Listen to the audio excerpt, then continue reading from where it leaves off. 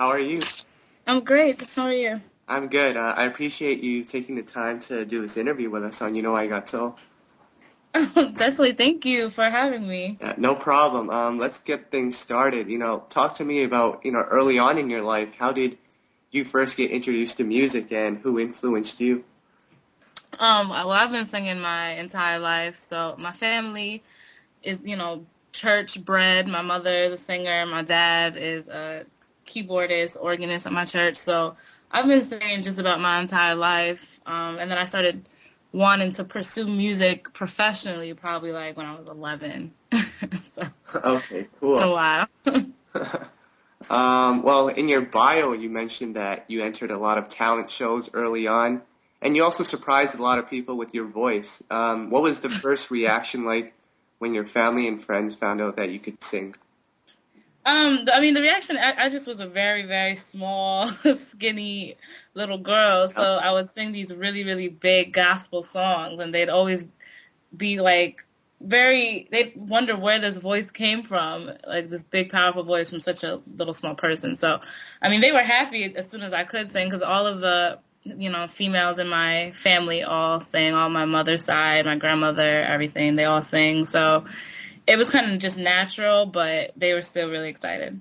Okay, okay. Now, eventually, after the talent shows, this led to you performing at live shows. At what point did you realize or decide that you wanted to be a professional singer rather than just someone who sang as a hobby? Um, it's kind of always been the main option for me. It's the only thing I really am passionate about. Okay, So it kind of just always just was expected that I was going to be a singer. okay. Now let's talk about your music. For someone who hasn't heard your music yet, how would you describe your sound? All right. Well, I usually describe it as being sultry, Okay. and that's Soultry. There's such a jazz and a neo soul and a gospel influence over the hip hop Yep. beats, and I try to incorporate my inspirations, the Lauryn Hill, Mary J, Anita Baker's, even classic jazz artists like Ella Fitzgerald and Billie Holiday and all that. I try to incorporate everybody into one sound. So I would just describe it as being sultry. I'm trying to keep it very smooth and very just easy listening, and everyone can just vibe out. Okay, cool. Now talk to me about your voice because, it's different from a lot of female singers. You have a very deep and, as you mentioned, sultry voice. What kind of hmm advantages do you think your voice has over, a typical female R&B voice?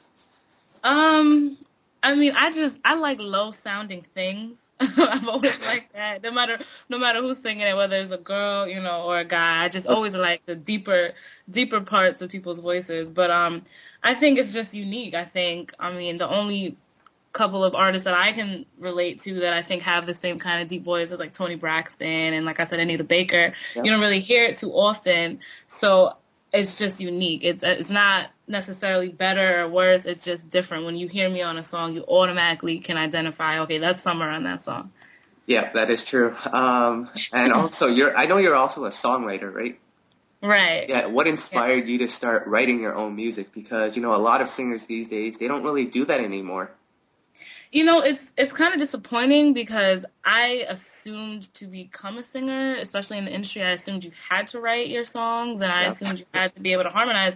And I was horribly mistaken when I first started getting in the studio, and engineers and producers were like shocked that I could do half of the things I could do. But I know my voice the best. I know the emotions behind the songs the best. So I just always expressed it myself. And I've been writing since probably like age 11. And not that it was any good at age 11, but I was still trying at that age. All right, cool. Now, what is the writing process like for you, when you create a song?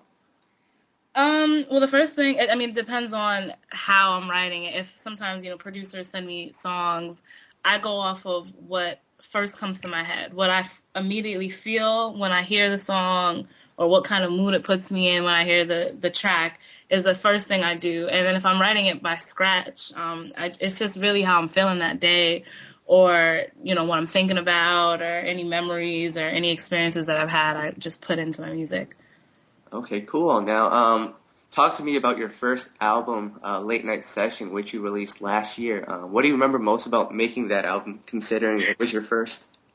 Right. Well, that was my first. It was really meant like as an experiment. I just have all these different sounds, in my voice. I have all these different loves of different kind of music. So I just put it into one tape to figure out what would hit people the most. And the review that I got was Shook Ones.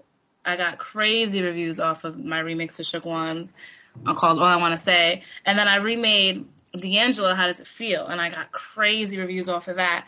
And it just kind of birthed this whole project that I have now, Boom Bap Soul Volume 1. It's, the same sound that I would have put on a neo soul kind of beat, I put over a hip hop beat, and the review was crazy. So and also neo soul itself is so combined. It has so many different elements of hip hop that it kind of was like a given to just continue that, but just make the beats a little harder and make them a little bit more boom bap. So the first project, it was scary doing songs like Shook Ones because it's so notoriously known, and when I say, oh, I did a song over Shook Ones, people automatically are like, what? Did you know what you tried to do there? When I said D'Angelo, they're like, you really have to sing on that song. So, those were just the scariest moments, but I mean, the reviews were crazy, so it went really well. Okay. Now, tell me about your new project. I know you touched on it earlier, but tell me about your new project, Boom Bap Soul Volume 1. Boom Bap Soul. Okay, so it was, basically inspired the same way I've been talking about my, inspirations, Lauryn Hill, Mary J. I'm just trying to bring that sound back in a new way with a jazzier kind of twist, with a more neo soul twist to it. But the title came from the KRS-One, Return of the Boom Bap. It's inspired by that. The intro is a DJ mix, and it has, the KRS-One song in there a lot.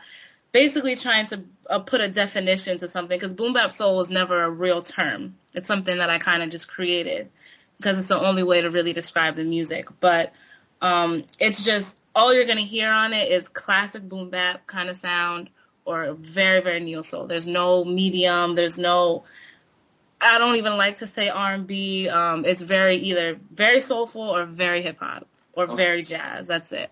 Okay. A song that has gotten very positive reviews is Belong to You.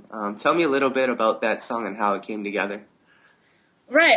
Well, I have a friend that works very closely with different producers, and he had S1's contact and sent over some other music that I had done and just asked him, like, hey, would you like to be a part of this project? And he sent me tracks, and when he first sent me that one, it was called Summer.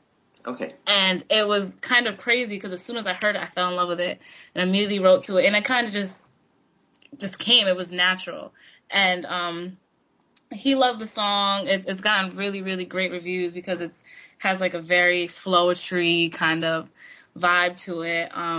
But yeah, S1, he loved it. I loved his song. It seemed like he basically made it for me, even though I don't know if he did, but that's what I'm going to go with. All right. You're still in your early 20s with a long career ahead, but do you have any long-term goals, set out for yourself already as far as accomplishments or, people you want to collaborate with? Well, yeah, definitely. The first collab I want to do is Lauryn Hill. I mean, I've been wanting to do that since, forever. And her coming back and doing this tour, and I actually went to one of the shows and almost passed out in the audience. It's just amazing. And so she's definitely the first person, that I want to work with. Obviously, other rappers. I have some collabs underway now. I'm not going to necessarily say the names right now because we're still, in the works. But ultimately, I want to do this for the rest of my life. I want to recreate a genre, and music is all about trends anyway. So if one person starts something, other people follow in their place and take it to new heights. So I definitely want to bring back this hip hop soul and bring back neo soul, almost like like it's 97 again, when it's like in its biggest form, and bring it back and see where this whole music industry goes from there. Okay, cool. Now, I'm going to ask you this. There are a million female singers around the world. What is it about Summer Williams that is going to make her stay in the music industry for a long time?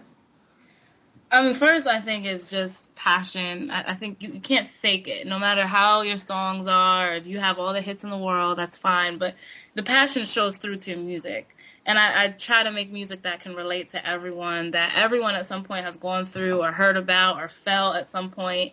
And I try to keep a very smooth, sultry vibe. So I think that in itself, I mean, you have the dance hits and you have the club songs and stuff like that. But then you want songs that when you're in your room by yourself or you're just, having your alone time with your thoughts, you need music that can relate to those moments. And I think that's what I bring to the table. So for that reason, hopefully it'll stay around for a while. I definitely agree with that. Now, I know you have your own website, so, how can the fans get in contact with you? Yeah, my website, summerwilliamsmusic.com. I put any information, any of the blogs, anything that's going on with me, any collabs, new music. I have a show coming out. It's on March 22nd. It'll be in the New York City, Studio 21, which is on West 21st Street.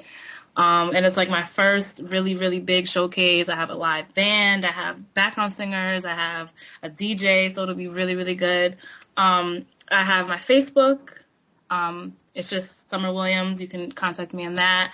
My Twitter is Songstress Summer, which is 2 S's. And yeah, basically, I mean, I'm on Facebook and Twitter all day, every day. So if you're really trying to get in contact with me, those 2 avenues are the best, and I respond to everybody. Okay, cool. Now, how important do you think it is to utilize Twitter and Facebook, especially for a lot of people who don't really know you yet? Oh my goodness, Facebook honestly is life to me, especially because I'm a college student. So I mean, you can just imagine Facebook and Twitter that's all I really know. That's the only thing I really know what to do. So it's definitely important because I've made a lot of important contacts on Facebook, people I never would have been able to speak to before, that just gave me a chance and listened. And I definitely promote on Facebook and Twitter a lot. So it's crucial. Yep, I definitely agree with that. And those are all the questions I had prepared. Is there anything else that you would like to add? Just go download Boom Bap Soul Volume 1. It just came out March 1st, so it's very, very, very new. But I have a lot of plans with different collabs, different remixes coming up, so definitely go and download it now. All right, we'll definitely check out all the material that you got on your website, and we'll definitely post a link to your Twitter page so everyone can follow you. Summer, it's been a great time talking to you. Thank you so much. Thank you for your support, and thank you for having me up here today. No problem. Best of luck to you, and hope to hear from you soon. Definitely. Thank you. All right, bye. Bye.